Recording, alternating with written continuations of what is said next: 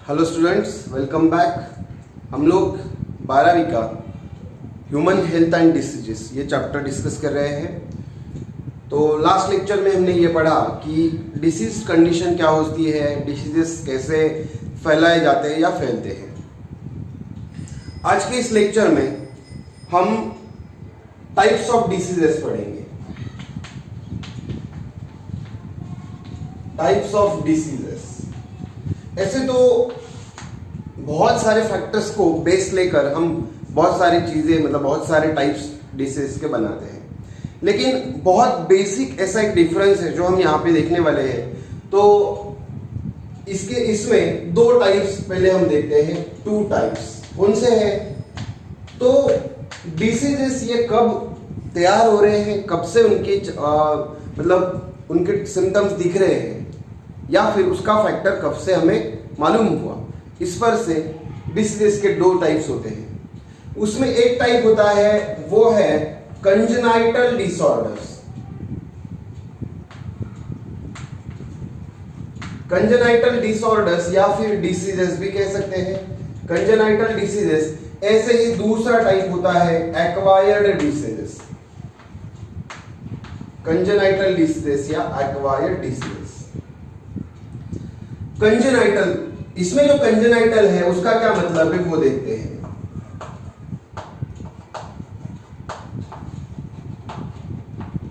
Congenital diseases, congenital ये जो word है ये हमेशा यूज होता है जो चीजें बर्थ से होती है, इसलिए इसे बोला जाता है डिसीजेस फ्रॉम। डिसीजेस फ्रॉम कब से है? ये बर्थ से है। जब से बच्चे का जन्म हुआ तब से जो डिसीजेस होते हैं उसे कहा जाता है कंजेनाइटल डिसीजेस।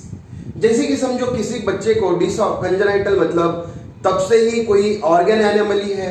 जैसे कि इसका एग्जांपल हम देख सकते हैं, होल इन हार्ट।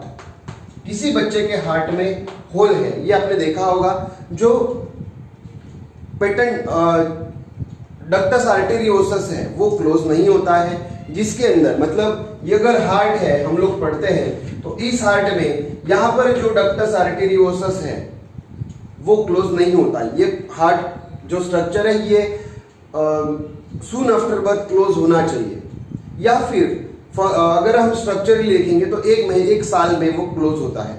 लेकिन अगर वो क्लोज नहीं होता है और यहाँ पर ऑक्सीजनेटेड और डीऑक्सीजनेटेड ब्लड का अगर मिक्सिंग होता है तो तब ये हम डिसीज है ऐसा कह सकते हैं, और ये कंजेनाइटल डिसऑर्डर होती है। ओके, दूसरा डिसीज है जिसको हम कहते हैं acquired diseases. Second one is the acquired diseases. Acquire करना मतलब हमारे तरफ लेना।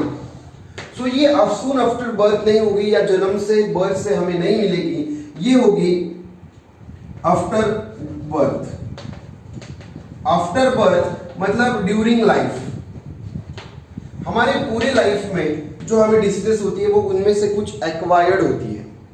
तो इसमें डिपेंड करता है कि ये कैसी होगी, कुछ हमारा फूड इनटेक हमारा जो कुछ है वो, या फिर एनवायरनमेंट, इन सभी फैक्टर्स से जो होता है उसको हम कहते हैं एक्वायर्ड डिसीजेस।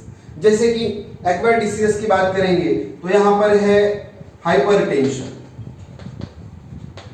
किसी को बीपी बहुत बड़ा हुआ रहता है, ब्लड प्रेशर, तो उसे हम हाइपरटेंशन कहते हैं, और ये एक्वायर्ड डिसीजेस है। क्योंकि इसमें क्या है, एक्वायर्ड डिसीजेस में lack of exercise. Lack of exercise, तो एक्सरसाइज नहीं है, इसलिए यहां पर हाइपरटेंशन हो रहा है। तो वेरी सिंपल दो जो इसके टाइप्स है कि कंजेनाइटल डिसऑर्डर और एक्वायर्ड डिसऑर्डर। कंजेनाइटल का मतलब है जन्म से होते हैं, एक्वायर्ड जन्म के बाद होते हैं। क्लियर? तो ये बहुत सिंपल एक बेसिक ऐसा टाइप है। दूसरा और एक टाइप यहां पर होता है, और अगेन टू टाइप्स है इसके, कि इन्फेक्शियस है, एक व्यक्ति से, डिसीज पर्सन से दूसरे डिसीज पर्सन को ये हो रहा है या नहीं हो रहा है, इस पर से हम लोग इसके और दो टाइप्स कर सकते हैं। उन दो टाइप्स है इन्फेक्शियस। इन्फेक्शियस, इसी को दूसरा वर्ड है कम्युनिकेबल। कम्युनिकेबल, और दूसरा मतलब होता है, यहां पर हम देखेंगे नॉन इन्फेक्शियस नॉन इन्फेक्शियस मतलब ही क्या, तो नॉन कम्युनिकेबल।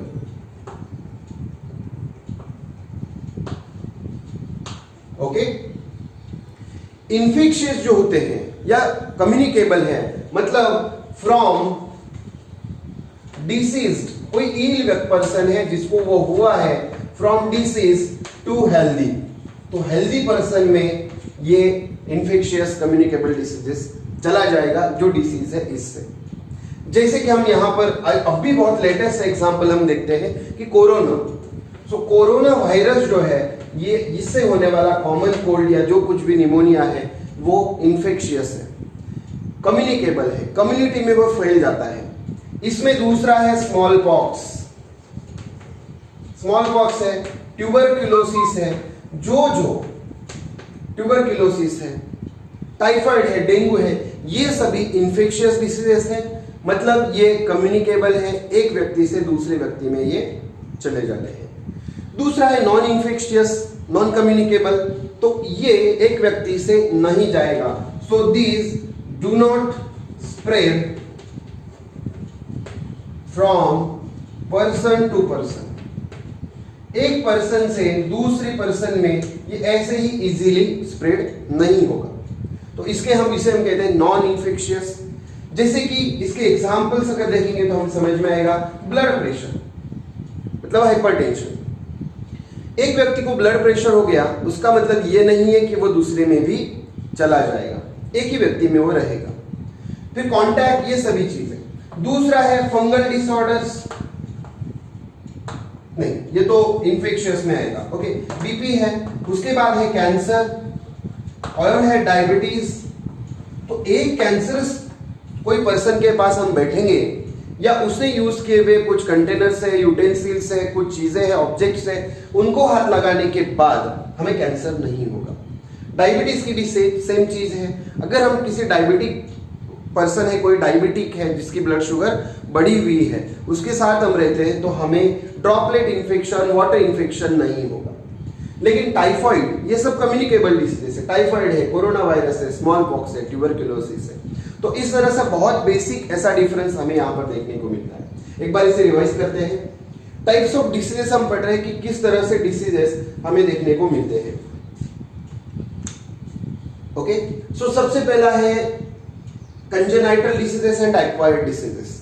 कंजेनाइटल का मतलब जन्म से होते हैं, सो हम इन्हें कहेंगे कंजेनाइटल एनोमलीज, ऐसे भी हम यहाँ पर कह सकते हैं कंजेनाइटल डिसीज या कंजेनाइटल एनोमलीज, कंजेनाइटल एनोमलीज।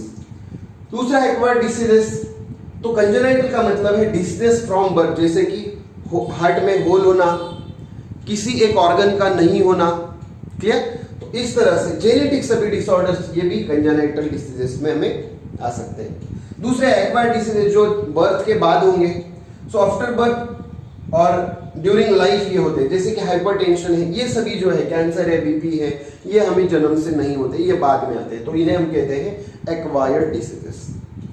फिर इन्फेक्शियस मतलब कम्युनिकेबल, तो ध्यान में रखना है इन्फेक्शन करते हैं एक से दूसरे तक, इसलिए वो कम्युनिकेबल है, एक दूसरे को कम्युनिकेट करते हुए जाते हैं।